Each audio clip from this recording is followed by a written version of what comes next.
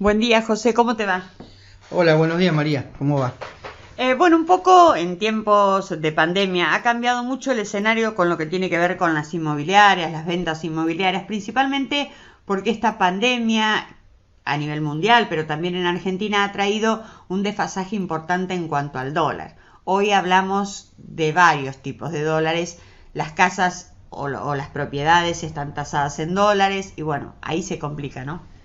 Sí, el tema es bastante complejo. En este momento hay que barajar, dar de nuevo, es como que nacemos de nuevo, hay que reordenar todo el mercado inmobiliario. Hay un desfasaje muy grande debido por la pandemia y bueno, en Argentina especial por la suba abrupta del dólar que ha habido en estos últimos meses, ¿verdad? Hay un montón de dólares, uno mira las páginas y ve dólar amigo, dólar turista, ¿no? Entonces uno se plantea, digo, al momento de tasar una casa, o de vender una casa, o de ponerle un precio a una casa, ¿cuál es el dólar que se utiliza? Mira, históricamente es así, para que la gente lo entienda. Las propiedades se tasaron toda la vida en pesos, porque el costo de construcción está en pesos. Una chapa, un tirante, la pintura, el cerámico, el cable, el albañil, el arquitecto, todo lo inherente a la construcción está en pesos. Entonces vos te tenés que regir por el índice del costo de la construcción cuando haces una tasación.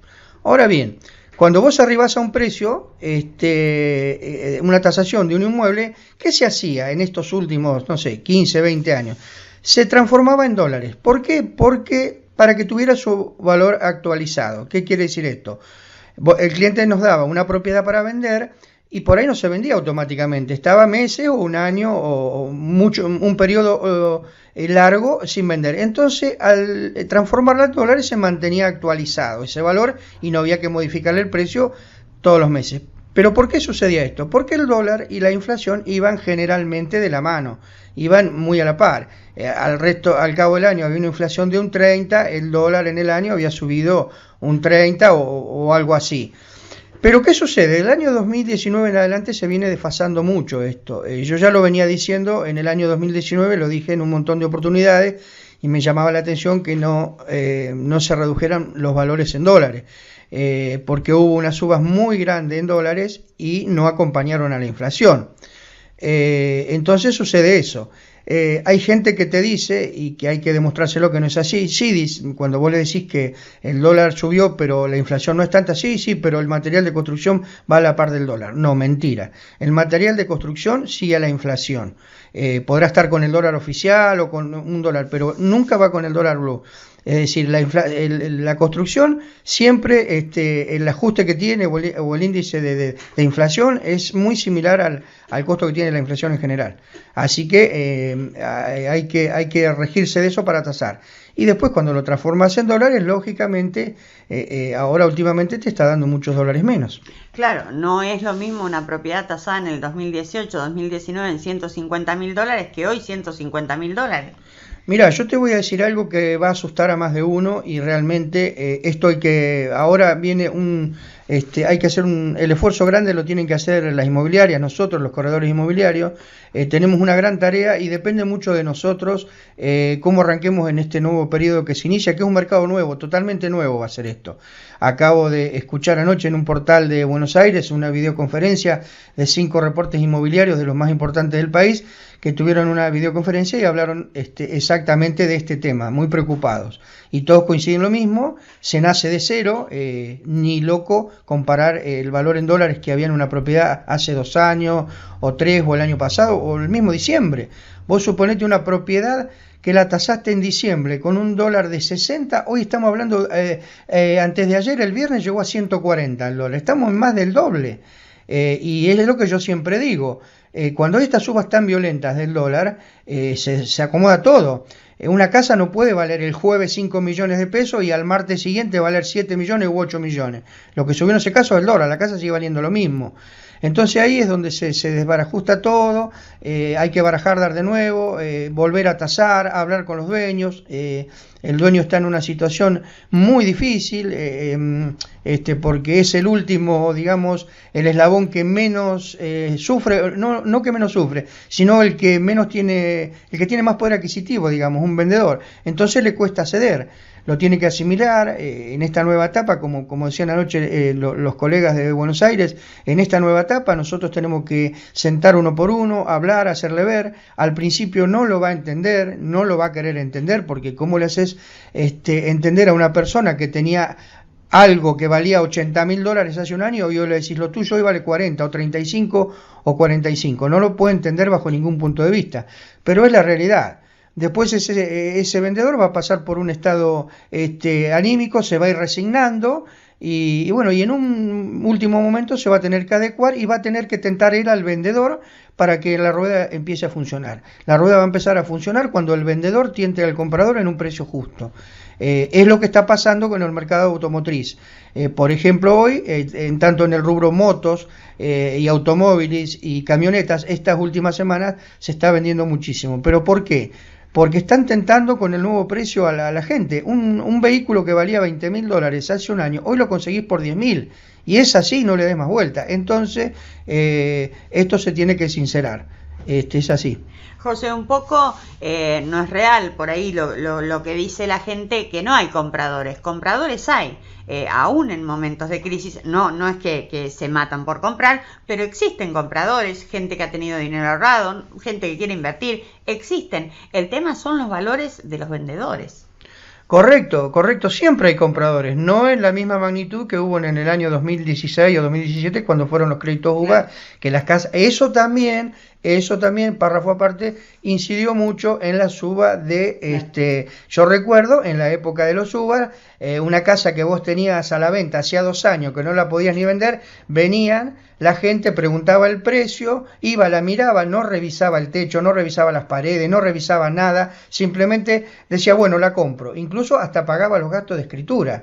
Se vendía una casa más fácil que un paquete de yerba en una góndola en ese momento. Fue así, se despacharon las casas en el año y eso hizo que también el valor estuviera un poquito arriba. Después cuando se terminó el boom de los UVA, volvimos a la realidad y bueno, fue ahí cuando tendríamos que haber bajado, no se bajó, el 19 lo mismo y ahora el desfasaje es muy grande.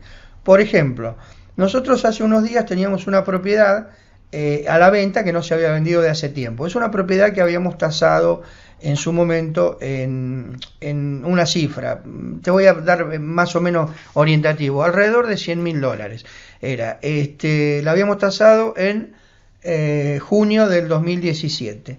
Entonces consigo un posible candidato, entonces hablo con el dueño y le digo, bueno, mira, hay un posible candidato, por supuesto que este valor es totalmente ilógico, estábamos pidiendo $109.000 desde el año 2017, tenemos que traer esto a la realidad. El dueño me autoriza a retasar la propiedad, bueno, hago la retasación, como corresponde, que simplemente es actualizar el índice del costo de construcción o de la inflación. Yo esa propiedad la había tasado, te digo números, 1.700.000 pesos en ese año y transformado a dólar me daba $109.000. El dólar estaba a 16 pesos. La traigo a hoy, al mes de mayo, le aplico la inflación del 2017, los meses que faltaban. Ese año la inflación fue del 25%, en el año 2018 la inflación fue del 46,8%, se la aplico. En el año 2019 la inflación fue del 53,6%, se la aplico. Y este año fui tremendamente generoso y le apliqué un 5 mensual. O sea, creo que es más de le agregué un 25% por los 5 meses que van del año. Bueno, arribé a una cifra, partiendo de 1.700.000, que es lo que yo la había tasado, arribé a algo de 6 millones y pico. Bueno, perfecto, 6 millones y pico, el valor actualizado de la propiedad. Lo paso a dólar y me daba $47.000.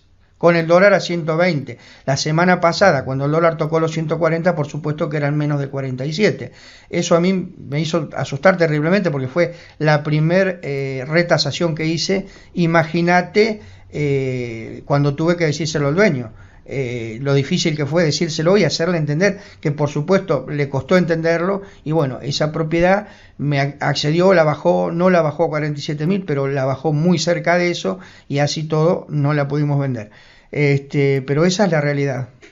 Y bueno, esto en cuanto a propiedades urbanas, ¿qué pasa con las propiedades rurales, digo, con el campo?